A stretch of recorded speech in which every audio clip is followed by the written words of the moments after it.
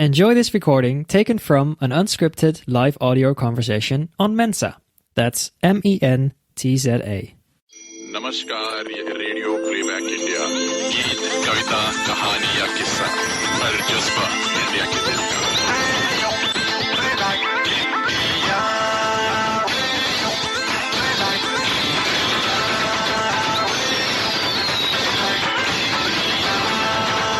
सुनते रहिए दोस्तों, रेडियो प्लेबैक इंडिया। बहुत बहुत स्वागत अपने सभी दोस्तों का इस कार्यक्रम इनसाइड द राइटर्स डेन में। आकांक्षा, आप आ गई हैं? जी बिल्कुल, मैं आ गई हूँ। मेरा भी नमस्कार सभी दोस्तों को। हाँ, तो अब हम अपने राइटर का, जो आज हमारे मेहमान हैं, उनका थोड़ा सा परिचय कराते हैं। पहले चेक कर लें हमारे मेहमान आ चुके हैं कि नहीं। बस कुछ ही देर में हमसे जुड़ जाएंगे वो। अच्छा, तब तक हम इस कार्यक्रम के विषय में बताते हैं। आकांक्षा, ये जो इनसाइड द राइटर्स डेन है, ये हमने शुरू किया कि हम अलग अलग इलाकों के कुछ ऐसे राइटर्स से बात कर पाएं जिन्होंने अपने अपने क्षेत्र में कुछ अच्छा लिखा हुआ है। कई ऐसे राइटर्स भी हमसे मिले जिनकी पहली किताब छपी, और कई ऐसे राइटर्स भी जो कई सारे विधाओं पर लिख चुके हैं, कहानियों में, कविताओं में, उपन्यास में। तो ये सिलसिला चल पड़ा है। आकांक्षा, आपको कैसा लग रहा है ये करके?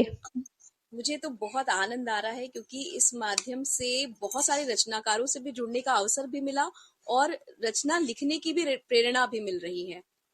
हाँ, बहुत सारे ऐसे लोगों से जिनसे हम आमतौर पर नहीं बात कर पाते ना, लेकिन इसके माध्यम से बातचीत हो रही है और सबकी रचना प्रक्रिया भी थोड़ी समझ में आ रही है कि कोई कैसे लिखता है, कोई कैसे लिखता है।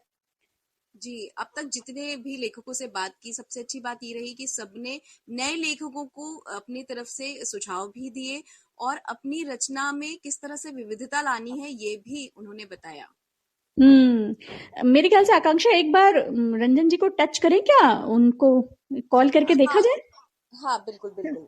आप उनके विषय में तब तक कुछ बताइए, मैं उनको कॉल करती हूँ, या फिर एक काम करते हैं, आप उनसे बात करिए, तब तक मैं अपने श्रोताओं से बात करती हूँ। बिल्कुल, है ना? हाँ।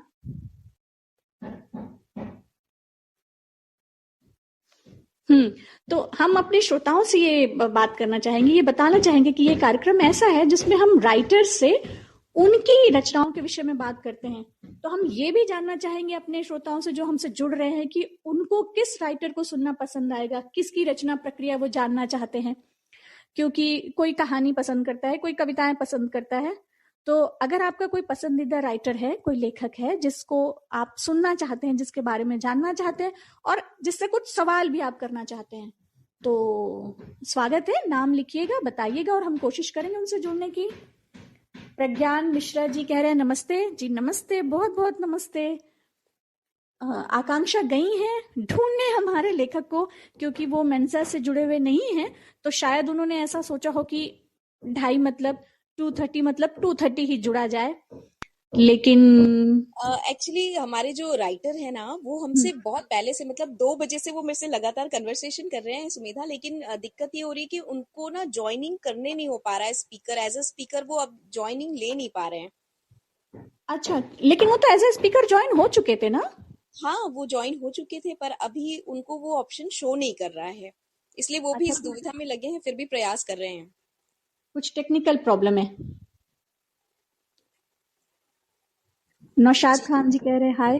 अच्छा ठीक है, जब तक वो जुड़ते हैं हम दिक्कत ये है कि हमारा पैनल तो पूरा है, फिर वो जुड़ेंगे कैसे? और वो क्योंकि जुड़ चुके थे, इसलिए उनकी कोशिशों के बावजूद वो लिसनर के माध्यम से ही जुड़ पा रहे हैं। अच्छा, तो हमारे साथ जुड़ी हुई हैं प्रज्ञा मिश्रा जी। प्रज्ञा जी, क्या आप सुन रही हैं? प्रज्ञा जी मौजूद है? हाँ, मैं तो इसलिए जुड़ी थी क्योंकि यहाँ पे 3 स्लॉट्स खाली थे, तो मुझे लगा कि जुड़ के रहना हम ये कर चाहिए। सकते हैं, क्योंकि ये जो नौशाद जी, अमीर जी, अंकुर जी, ये कुछ नए दिख रहे हैं मुझे, आप जानी सी लग रही है। तो क्या हम मुझे हटा दीजिए अगर आपके पास एक्सेस है तो, और आप स्पीकर को ले लीजिए। मुझे मैं कैसे इसमें से कैसे एग्जिट करूं? एक बार आप एग्जिट होके मैम एक बार फिर से ज्वाइन कीजिए एज अ लिसनर। अच्छा, मैं ये एग्जिट करती हूँ, एंड करती हूँ। जी नहीं हो पाएगा मैम। अच्छा एक बार स्पीकर पैनल पे ज्वाइन करने के बाद ना वो बुकिंग हो जाती है एक तरीके से आकांक्षा जी। अब स्पीकर पैनल फुल हो गया है आई थिंक। एक्चुअली सर ने पहले ज्वाइन कर लिया था, लेकिन अभी वो शो नहीं कर रहे हैं एज ए स्पीकर। और नहीं आज ये संभव है शायद, क्योंकि सजीव जी लिख रहे हैं कि Pragya you please change your position as listener from speaker. I think ये चेंज किया जा सकता है। There is no option to change I think.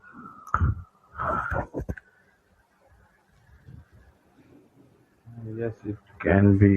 Okay let me try. Join किया पर उसने मुझे कहीं ऑप्शन नहीं दिया है अभी तक स्पीकर का। I exited and I joined again, but ये मुझे ऑप्शन नहीं दे रहा है। राजीव रंजन जी आ गए हैं, हाँ, लेकिन राजीव रंजन जी 2 बजे से कंटिन्यू टच पे ही हैं और एज ए स्पीकर उन्होंने पहले भी ज्वाइन कर लिया था हमें। अब थोड़ी सी दिक्कत हो रही है कि उनको एज ए स्पीकर कैसे जोड़ा जाए। सजीव जी से ही हम चाहेंगे कि राजीव जी जुड़ गए हैं। चलिए राजीव जी, बहुत बहुत स्वागत है आपका। चलिए फाइनली जुड़ गए, थोड़ी सी तकनीक की समस्या थी तो बहुत बहुत धन्यवाद। आज क्या है ना सुमेधा, एक्चुअली जो हमारे रचनाकार है ना वो इतनी विविधता पूर्ण लेखन से परिपूर्ण है कि जुड़ने के लिए भी उन्हें आज थोड़ी सी मशक्कत करनी पड़ी। हाँ, मैं वही कह रही हूँ आकांक्षा, क्योंकि बड़े व्यक्ति यानी अपने ओहदे में बड़े व्यक्ति इतनी आसानी से मिलते नहीं तो हमें थोड़ी मेहनत करनी पड़ी। हाँ, मतलब उनकी कहानी, उनके उपन्यास, उनका यात्रा वृत्तांत, उनका कविता संग्रह, उनके नाटक, उनका शोध आलेखों का संकलन, कितनी चीजें हैं जिन पर चलो अब जल्दी जल्दी हम बातें बात करते हैं करें तो आकांक्षा, क्योंकि कम हो हमारे जाए। 5 मिनट बीत गए। बिल्कुल, आज जो बात हम करने वाले हैं, पहले मैं अपने श्रोताओं को बता दूं कि राजीव रंजन प्रसाद जी आज हमसे जुड़े हुए हैं, जिनके मौन मगध में को इंदिरा गांधी राजभाषा पुरस्कार से राष्ट्रपति सम्मान मिला। बस्तरनामा भारत सरकार का प्रतिष्ठित राहुल संस्कृत्यायन पुरस्कार उन्हें मिला है। साहित्य सेवी सम्मान और विनी माता सम्मान से भी वो सम्मानित हो चुके हैं। आज उनकी जिस किताब पर हम बात करेंगे वो है साक्षी है समय। तो सर, सबसे पहले तो हम यही जानना चाहेंगे कि अश्वत्थामा का किरदार कैसे आपके जहन में आया। बहुत बहुत धन्यवाद आकांक्षा जी, और आपके माध्यम से जो भी श्रोता मुझे सुन रहे हैं उन सभी का बहुत बहुत धन्यवाद और आभार।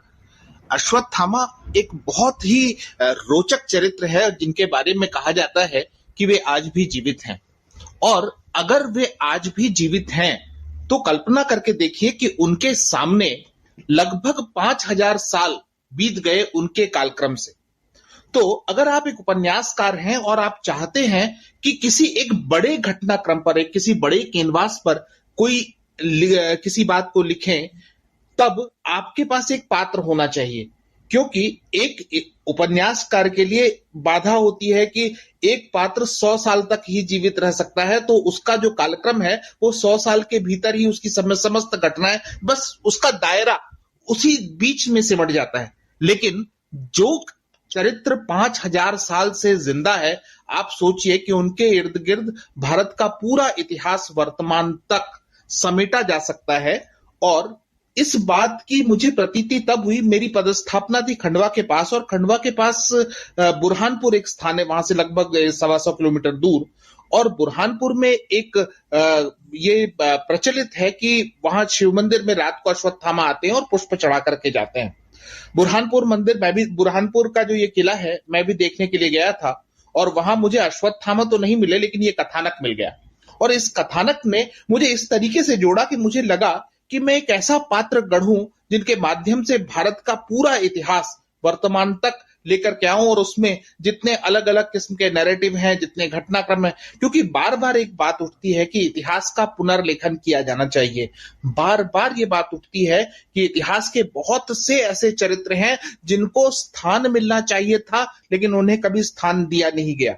और दूसरी बात मेरी आकांक्षा जी ये भी महत्वपूर्ण है कि इतिहास को लेकर हमेशा कहा गया है कि बहुत ही नीरस है, सन याद करने पड़ते हैं, कौन राजा कब जिया और कौन राजा कब मरा, उसमें लोगों की क्या रुचि हो सकती है। लेकिन मुझे लगता है कि दरअसल भारतीय इतिहास के पठन पाठन को लेकर ये एक बहुत बड़ा छद्म है। ये छद्म इसलिए है क्योंकि इतिहास जितना अधिक रोचकता से लोगों को पढ़ाया जाएगा, उतना ही लोग अपनी जड़ों से जुड़ेंगे। अपनी जड़ों से कटा हुआ समाज एक जीवित समाज नहीं होता। इतिहास में क्या अच्छा हुआ, क्या बुरा हुआ, यह जानना इसलिए आवश्यक है जिससे हम क्यों अच्छा हुआ, क्यों बुरा हुआ जैसे प्रश्नों का उत्तर जान सकते हैं। इसलिए इतिहास को बहुत रोचक बनाया जाना चाहिए था, हमने उतना ही नीरस बना दिया। तो इस दायित्व को मेरे लिए अश्वत्थामा जैसा पात्र उठा सकता था, जिनको मैंने अपने उपन्यास में एक सूत्रधार बनाया। लेकिन मैं इस कहानी को लेकर आगे कैसे बढ़ता, तो इस कथानक को रोचक बनाने के लिए मैंने कोशिश की। मेरा जो उपन्यास है वो शुरू होता है दिल्ली विश्वविद्यालय के इतिहास के कुछ छात्र बुरहानपुर किले में जाते हैं अपने एक स्टडी टूर में। वो वहां पर कैंप फायर करके रात में रुकना चाहते हैं और कुछ परिस्थितियां ऐसी होती हैं कि अश्वत्थामा को वहां आना होता है। अब जानबूझ करके मैंने इतिहास के छात्रों को अपने कथानक में लिया है, जानबूझ करके मैंने अश्वत्थामा से उनको मिलवाया है, और फिर ये जो कन्वर्सेशन है, ये कन्वर्सेशन इस तरीके से आगे बढ़ता है कि भारतीय इतिहास पूरा, अब इसको मैंने इस तरीके से बुनाया आकांक्षा जी कि अगर आप ध्यान दें तो अगर आप बूढ़े पुराने लोगों से मिलेंगे तो उनको एक अपने अतीत को लेकर के बड़ी जिज्ञासा होती है। आप किसी वृद्ध व्यक्ति के साथ बैठिए तो वो हमेशा वंस अपॉन ए टाइम में जीता है कि मेरे समय में ऐसा होता था, मैंने ऐसा किया, मैंने ऐसे किया, और उसकी जो वर्तमान की याददाश्त है वो थोड़ी धुंधली होती है, लेकिन अतीत बहुत पैना होता है। वो हमेशा एक वृद्ध व्यक्ति अपने अतीत में जीता है। तो मैंने इस मानसिकता को अपने उपन्यास में पिरोने की कोशिश की, और मैंने अश्वत्थामा, और जब विद्यार्थियों का कन्वर्सेशन कराया, उनकी बातचीत कराई, तो अश्वत्थामा महाभारत के दौर में चले जाते हैं। और दरअसल वो इतिहास नरेट नहीं कर रहे होते, वो छात्रों को महाभारत, मतलब महाभारत से अपना जुड़ाव, वो कैसे महाभारत का एक पात्र रहे और महाभारत उनके दृष्टिकोण से बताना शुरू करते हैं। लेकिन महाभारत के किसी न किसी पात्रों से होते हुए वो वर्तमान के किसी पात्र पर आ जाते हैं। यानी मेरे उपन्यास में दो समानांतर कहानियां हैं। एक कहानी है पूरा का पूरा महाभारत, जो अश्वत्थामा के दृष्टिकोण से नरेट कर रहा हूं, और दूसरी कहानी समानांतर चलती है पूरा समग्र भारत का इतिहास। मतलब ये किताब 6 खंडों में है। 2 खंड है प्राचीन भारत का इतिहास, 2 खंड है मध्यकालीन भारत का इतिहास, और 2 खंड है आधुनिक भारत का इतिहास। तो ये है आकांक्षा जी अश्वत्थामा और इस उपन्यास का संबंध। जी, तथ्य कहीं पर भी विषय से हट नहीं रहे हैं, इसलिए उसके लेखन में बहुत तैयारियां करनी होती है, ऐसा मुझे प्रतीत होता है। तो राजीव जी, कैसे आप तथ्यों को संग्रहण करते हैं और कैसे आपने ये 6 वॉल्यूम में निकालने का विचार बनाया? ये बहुत महत्वपूर्ण प्रश्न है आकांक्षा जी, क्योंकि मैं मूल रूप से इतिहास का विद्यार्थी नहीं था। तो इतिहास का विद्यार्थी बनने में तो मैं इस विषय पर भी आऊंगा, लेकिन इस किताब को अगर आप, जो मेरा साक्षी है समय का वॉल्यूम, जो पहला वॉल्यूम प्रकाशित हुआ है, अगर आप इसके आखिरी के 5 पृष्ठ देखेंगे तो इसमें आपको मेरा श्रम दिखाई देगा। उसमें पूरी एक अनुक्रम, पूरा बिब्लियोग्राफी है, पूरे संदर्भ सूची है कि मैंने कौन कौन से संदर्भ कहां कहां से लिए। इसका अर्थ यह है कि पात्र मेरा जरूर जो है महाभारत से लिया गया है, महाभारत के एक ऐसी मैथोलॉजी से लिया गया है, महाभारत के एक ऐसी किंवदंती से लिया गया है कि अश्वत्थामा 5000 साल से जीवित हैं। लेकिन उनके माध्यम से मैं जिस इतिहास को प्रस्तुत करने की कोशिश कर रहा हूं, वो एक एक तथ्य किसी न किसी महत्वपूर्ण और प्रामाणिक संदर्भ से अवश्य जोड़ना चाहिए, अन्यथा तो इतिहास कहने की मेरी पूरी की पूरी कोशिश ही बेकार हो जाएगी। तो इसलिए मैंने लेखकीय छूट घटनाक्रमों में नहीं ली है, मैंने लेखकीय छूट ली है। लेखकीय छूट कहां ली जाती है कि कोई पात्र किस तरीके से सोच रहा है, कोई पात्र किस तरीके से किसी घटनाक्रम में अपने आप को रिएक्ट करता है। लेखकीय छूट मैंने वहां ली है, लेकिन मैंने कहीं भी साक्षी है समय को लिखते हुए घटनाक्रमों में छूट नहीं ली है। घटनाक्रम कैसे हुए उसमें छूट नहीं ली, और कई बार मैं निर्मम हुआ हूं कि जहां मुझे लगता था कि इस पात्र को ऐसे नहीं ऐसे रिएक्ट करना चाहिए, लेकिन इतिहास की पुस्तकें कहती हैं कि यह पात्र जिस तरीके से रिएक्ट हुआ है, मैं बाध्य था कि हो सकता था कि मैं उसको अगर दूसरे तरीके से मतलब अपनी कल्पना को जोड़ते हुए अगर उसमें कुछ बिंब भरता तो शायद अधिक रोचक होता। लेकिन इतिहास को मैंने उसकी रोचकता और उसकी नीरसता के साथ रखने की कोशिश की है ताकि मेरा पाठक तथ्य से जुड़े, मेरा पाठक मेरी किताब को पढ़ते हुए तथ्य और संदर्भों से विमुख ना हो। तो इसमें मेरा बहुत गहरा शोध है और ये शोध जुड़ता है बस्तर से ही, जो जिसकी बात आप आकांक्षा जी कर रही थी कि बस्तर पे मेरा जो सारा रिसर्च है वो अपने आप ही इतिहास पर चला गया, क्योंकि मैं कर तो समाजशास्त्र पे काम रहा था, लेकिन मेरी एक ये मान्यता समाजशास्त्र पे काम करते हुए बनी कि आपको किसी समाज के बारे में अगर उसकी बारीकी जाननी है तो उस समाज का इतिहास भी जानना पड़ेगा। अगर आप किसी समाज के इतिहास से परिचित नहीं है तो आप एक अच्छे समाजशास्त्री भी नहीं हो सकते। इसलिए इस जो फाइंडिंग्स को, इस जो जानकारी को, या ये जो मैंने समाजशास्त्र पे काम करते हुए पाया, तो मैंने बस्तर के इतिहास पर जब मैं गहरा डूबा तभी मेरी इतिहास पे रुचि हुई। और यही कारण है कि बुरहानपुर किले को देखने के बाद साक्षी है समय का कथानक मेरे दिमाग में आया था और उस पर मैंने रिसर्च किया। जी जी, बस्तर पे आपने बहुत काम किया और यदि आपकी लेखनी को पढ़ ले तो पूरा बस्तर नजर आ जाता है, जिस खूबसूरती से आप बस्तर पर लिखते हैं। तो ये जानना चाहूंगी कि बस्तर पे लिखने की शुरुआत कैसे हुई? आकांक्षी जी, आप जानते ही मैं बस्तर का रहने वाला हूँ, मेरा पूरा जीवन बस्तर में कटा है। मैं ग्रेजुएशन भी मैंने जगदलपुर कॉलेज से ही किया था, लेकिन मैं अपने आरंभिक दौर में, मैं कक्षा 5वीं 6वीं से ही कविताएं वगैरह लिखने लगा था और कॉलेज का दौर आते आते तक मेरी जो कविताएं, कहानियां या आलेख हैं वो अखबारों में प्रकाशित होने लगे थे, पत्रिकाओं में प्रकाशित होने लगे थे, मैं कवि सम्मेलनों में जाने लगा था। तो मैं अपने इस जो साहित्यिक प्रगति से प्रसन्न था और मुझे लगता था यही दुनिया, यही दायरा है अपनी क्रिएटिविटी का। और ये बात तब तक चलती रही जब तक कि वर्ष 2005 से लेकर के 2010-11 तक का जो वो दौर था, जिस दौर में बस्तर परिक्षेत्र में नक्सलवाद और सलवा जुडुम और इन दोनों के आपसी संघर्ष के कारण एक भयावह नरसंहार जैसी स्थिति पैदा नहीं हो गई। और वो जो संघर्ष है, उस संघर्ष ने बार बार मुझे अपनी मिट्टी से खींचा। बार बार मुझे लगा कि बस्तर में जो कुछ हो रहा है, क्या एक लेखक होने के नाते मेरा दायित्व नहीं है कि मैं बस्तर में ये जो दुख है, ये जो दर्द है, ये जो पीड़ा है, उसको अपनी लेखनी में शब्द दूं। और इस बात के कारण मैं प्रेरित हुआ और मैंने बस्तर पे काम करना आरंभ किया। और जैसे जैसे मैं काम करने लगा, मेरा बस्तर पर काम करना, बस्तर की जानकारी को लोगों तक पहुंचाना और जो कुछ वहां की वस्तुस्थिति में हो रहा है उसको एक अभियान की तरह बहुत एग्रेसिवता के साथ सामने रखना, ये मेरा जुनून बन गया। और इसी जुनून के कारण मैं बस्तर पर लगातार काम करता गया और ये जो सिलसिला जो 2011 में मेरी पहली पुस्तक से शुरू हुआ था, आज 22 पुस्तकों तक जाकर के भी अनवरत अब जो मेरी यात्रा जारी है। जी जी, राजीव जी, एक और चीज कि अब तो इतिहास के छात्र भी आपको पढ़ने में बहुत उत्सुक है। पहले तो साहित्य के लोग ही पढ़ रहे थे, अब तो इतिहास के छात्र भी आपको काफी तंग करते होंगे। वैसे पाठक के नजरिए की बात करूं तो आपको क्या लगता है, समय के साथ क्या पाठक का नजरिया और समझ भी बदली है? बिल्कुल बिल्कुल आकांक्षा जी, एक बड़ी महत्वपूर्ण बात मैं कहता हूं कि एक जो शुरुआती, देखिए मैंने जब लिखना आरंभ किया था और उपन्यास की तरफ मैं आकर्षित हुआ था, तो जो पहला उपन्यास जिसने मुझे बहुत आकर्षित किया था वो उपन्यास था गुनाहों का देवता, धर्मवीर भारती के। जब मैंने इस उपन्यास को पहले पहले पढ़ा था तो इस उपन्यास को पढ़ते हुए, आप उस उपन्यास में गहरे डूबते हुए बार बार किसी न किसी पात्र के साथ अपने आप को जुड़ा हुआ पाते हैं। तो ये एक पाठक का दृष्टिकोण होता है किसी उपन्यास, किसी किताब को पढ़ते हुए।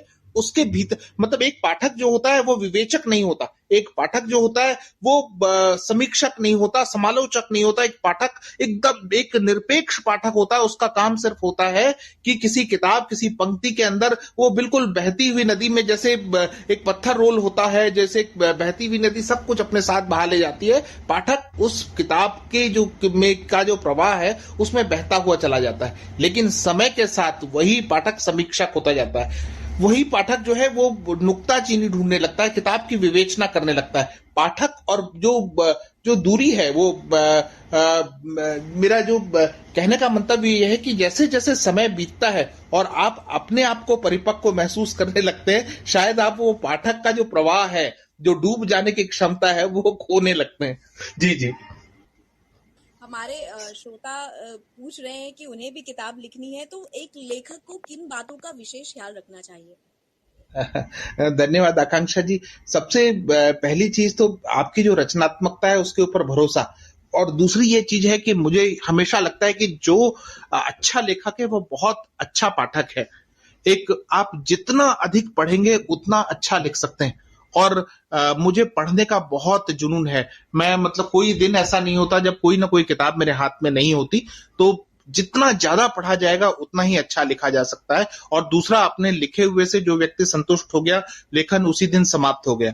तो आप लिखते रहें और हर दिन अपने आप को बदलने की, हर दिन अपने आप को परिष्कृत करने की और हर दिन किसी नए तरीके से उसको प्रस्तुत करने की, हर दिन अपनी क्रिएटिविटी को, अपनी सृजनात्मकता को और धार देने की कोशिश करते रहें। लेखन अपने आप जो है आपका आकार लेगा, गति लेगा और परिष्कृत होते हुए जो है लोगों को प्रभावित करते हुए अपनी दशा दिशा बना लेगा। जी जी राजीव जी, एक्चुअली ये प्रोग्राम है ही ऐसा जिसमें राइटर डायरेक्टली अपने श्रोताओं से, अपने पाठकों से मिल सकता है। तो हमारे बहुत सारे जो श्रोता मित्र हैं वो जुड़े हैं, वो तरह तरह के सवाल कर रहे हैं, लेकिन हम अपने श्रोता मित्रों को बताएं जो हमसे अभी जुड़े हुए हैं कि आप राजीव जी से बाद में भी डायरेक्टली भी बातचीत कर सकते हैं। अभी हमारे पास बहुत लिमिटेड समय है तो हम उनकी रचना के विषय में बात करते हैं।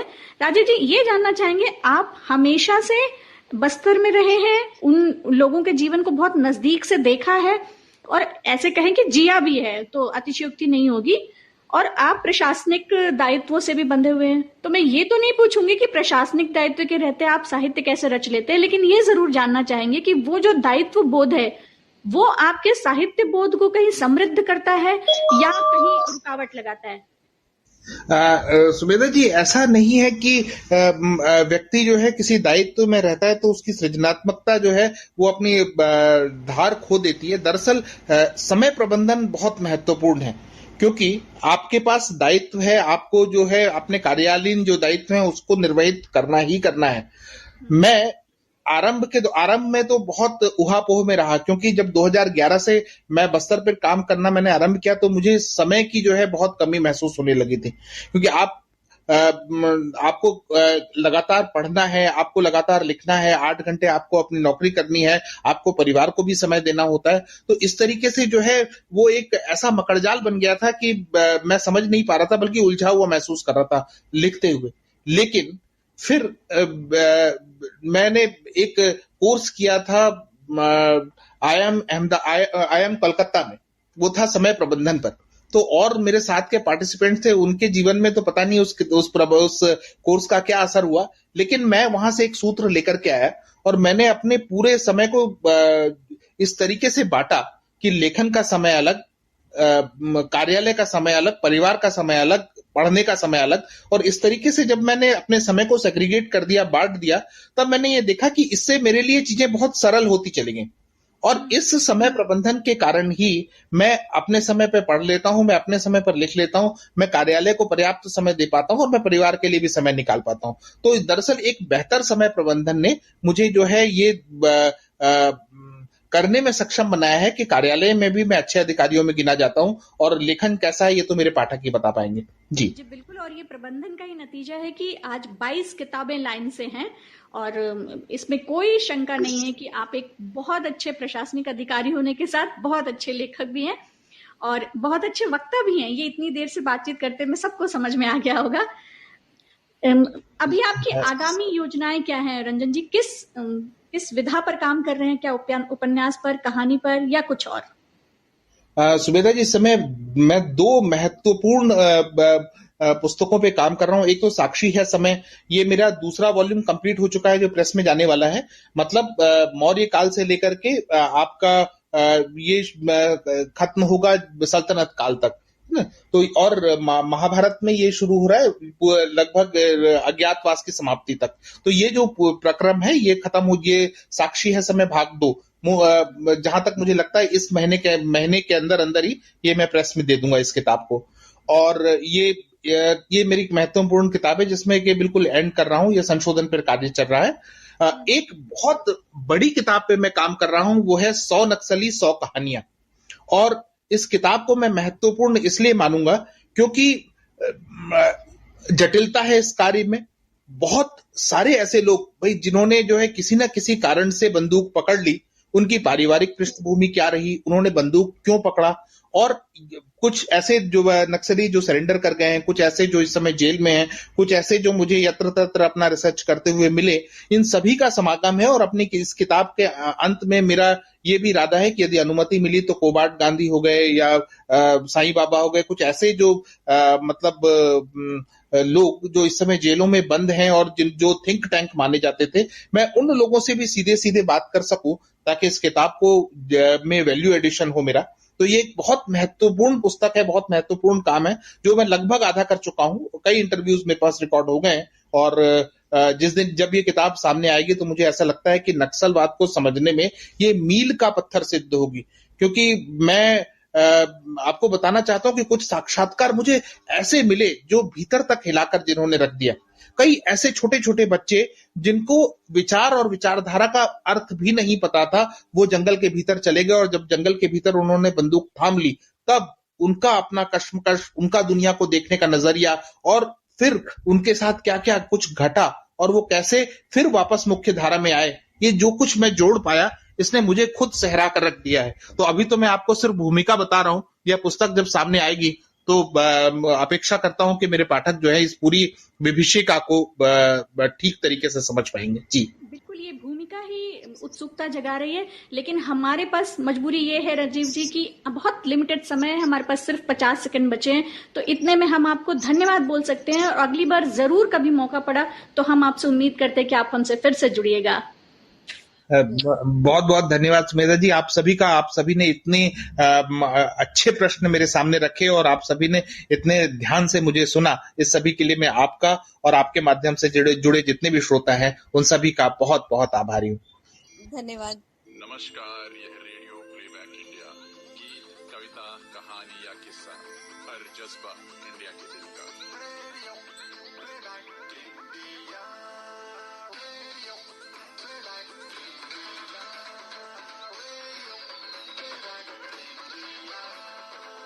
सुनते रहिए दोस्तों radio. If you enjoyed this, download the Mensa app and start your own live audio conversation.